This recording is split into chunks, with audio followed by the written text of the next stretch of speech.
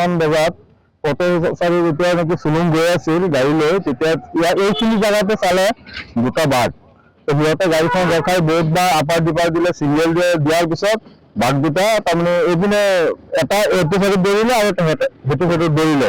তাৰপিছত সিহঁতে চিগনেল টিগনেল দি হৰণ চৰণ বজাই ইয়াত গুচি গ'ল।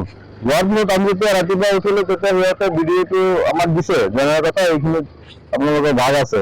তাত আমি ফৰেষ্টক জনালো, লাউখা ফৰেষ্টৰ আহিছে, ফৰেষ্টৰ আহি আকৌ চাই চিতি কৰিবাত বহি দাগ আছে এইখিনি চাই সিহঁতে গুচি গ'ল। এতিয়া কথাটো হ'ল, এতিয়া চাওক এইখিনি জাগাত আমাৰ বহুত মানুহ বেছি, গাঁৱৰ ভিতৰত যদিও বাঘ ৰাতিপুৱা পাইছিল, কোনোবাই চাইছিল, কিন্তু ফৰেষ্টৰ পোৱা নাই যদিও এইখিনি মানুহৰ এটা ভয় যে ক'ৰবাত যদি ইয়াত থাকি যায় এতিয়া বাঘৰ কথা ক'লেতো চবেই ভয় কৰে। এতিয়া আমি এটা অনুৰোধ কৰো ফৰেষ্টক এই বস্তুটো তদন্ত কৰি ক'ত আছে কি কথা বস্তুটো ওলাব লাগে।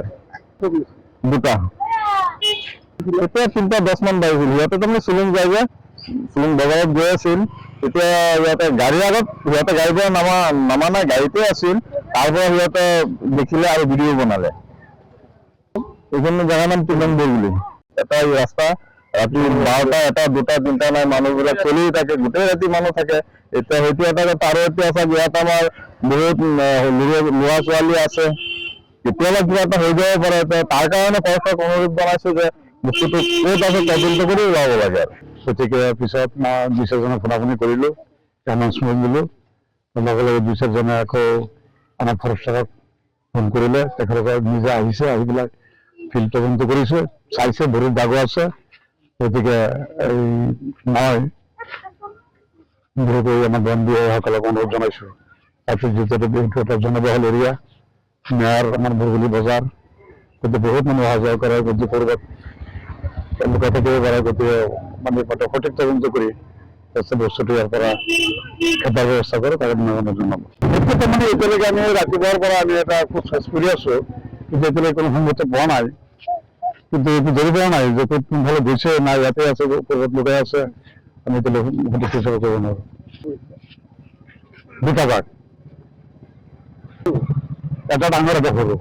মই গাড়ী লৈ আহিছো, আমাৰ ঘৰ এইটোৱে। ঘৰত সোমোৱা অৱস্থাত মই ভাবিছো যে বেছি সিহঁতে খেলা ধূলা কৰে, আকৌ শিয়াল চিয়াল থাকে, সেইটো ভাবি আছিলো। তাৰপাছত 10-15 মিনিট পাছত এইফালৰ পৰা কাৰ এটা আহি আছে। কাৰ আহোঁতে সিহঁতৰ সন্মুখত সিহঁতৰ লাইট দি আছে আপাৰ ডিপাৰ সন্মুখত দুটা বাঘৰ পোৱালি। পাইছো যে আৰু আগৰ পৰা চাউণ্ডটো পাইছো, মই যেতিয়া ঘৰত সোমাইছো। তাৰপিছত ইয়াত খেলা ধূলা এইখিনি জেগাতে খেলা ধূলা কৰি আছে। তাৰপিছত মই মানে বাঘৰ পোৱালি বুলি লাইটৰ সন্মুখত দেখি মই দৌৰি গুচি গলো। সিহঁতৰ ভিডিঅ' বানি সিহঁতক দিছে। এতিয়া আহিছিলে, এতিয়া আহি আকৌ সিহঁতে আহি এইফালে গৈছে, ইয়াত পোৱা নাই। আকৌ এইটো ঠাইত লৈ গৈছো, আকৌ ভৰিত খোজ কঢ়া জেগাখিনি পাইছে, যে ভৰিত খোজটো পাইছে। সিহঁতে চিলিবিলাক পাই ফটো মাৰি লৈ গ'ল। এইটো লাফা।